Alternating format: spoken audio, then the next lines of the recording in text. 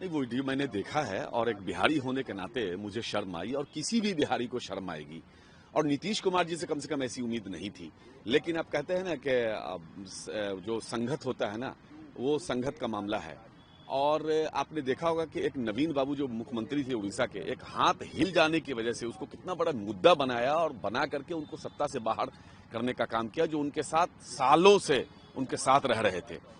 तो ये भाजपा है और ये भाजपा जानबूझ करके, मैं आपको दावे के साथ कह सकता हूं कि ये काम किसी भाजपा नेता के साथ हो रहा होता, भाजपा नेता ने ये काम किया होता तो इस तरह से नेशनल न्यूज नहीं बनता।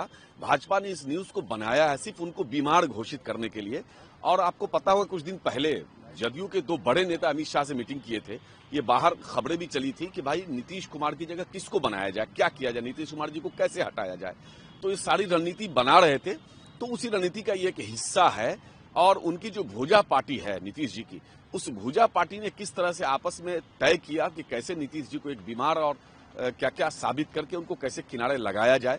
और अफसोस की बात है, नीतीश कुमार जी को जिस तरह से भाजपा एक बीमार घोषित करके और बीमार साबित करके उनको बेइज्जत कर रही है और उनके छवि को धूमिल कर रही है, भाजपा ने असल में ये तय किया है उन दोनों जो नेताओं के सेक्रेटरी मीटिंग में कि कैसे जदयू को भाजपा में विलय कराया जाए।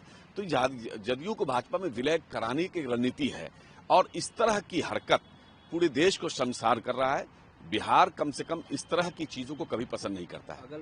ये बहुत ही शर्मनाक है कि जिस तरीके से एक महिला को अपमानित करने का काम किया गया। एक अडल्ट महिला है, वो वहां पर आई हैं, पेश हुई हैं, वो क्या कपड़े पहने, क्या पहनावा हो, वो मुख्यमंत्री नहीं डिसाइड कर सकते।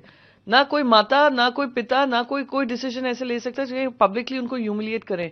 ये कुछ नहीं है पर हरासमेंट है और उसका कोई भी बचाव नहीं किया जा सकता है। उनको इसके लिए माफी मांगनी चाहिए। आप मुख्यमंत्री हैं, आपके पास जिम्मेदारी है, महिलाओं का सम्मान करना आपकी जिम्मेदारी बनती है। What she is wearing, how she is wearing is none of your concern.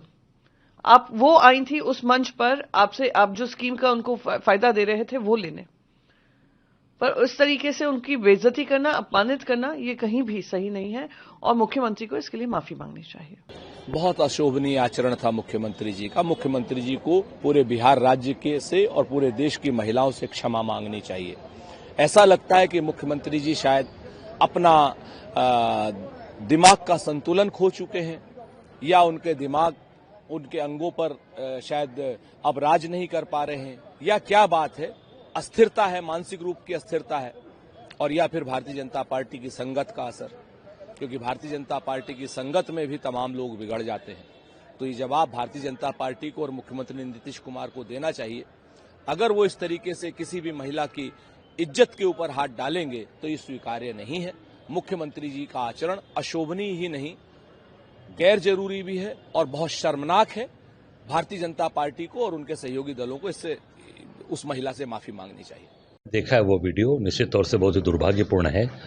आप सब जानते हैं कि इस्लाम धर्म में जो बच्चियां, महिलाएं इस्लाम धर्म में अपने वो चेहरे को ढककर रखती हैं, उस मुख्यमंत्री के द्वारा वो हटाया जाना बहुत ही दुर्भाग्यपूर्ण है और उनको निश्चित तौर से क्षमा याचना, उनको क्षमा मांगनी चाहिए। ये अत्यंत ही चिंता की बात है और निंदनीय है। कल जिस तरह से सार्वजनिक मंचों से जो नियुक्ति पत्र बांटने का कार्यक्रम था, उसमें आदरणीय मुख्यमंत्री श्री नीतीश कुमार जी ने एक मुस्लिम महिला के चेहरे से हिजाब हटाने का प्रयास किया। ये बता रहा है कि आदरणीय नीतीश कुमार जी की क्या स्थिति है, किस तरह से बीजेपी आरएसएस के दबाव में है। और बीजेपी तो चाहती ही है कि उनको कुर्सी से हटाकर मुख्यमंत्री की कुर्सी हड़पा जाए। एक और महिला सम्मान की बात करते हैं, दूसरी ओर सार्वजनिक मंचों से ही मुस्लिम महिला का अपमान करते हैं। इस तरह के कई वीडियो सामने आए हैं पहले भी। इससे पता चलता है कि आदरणीय नीतीश कुमार जी किस स्थिति में हैं।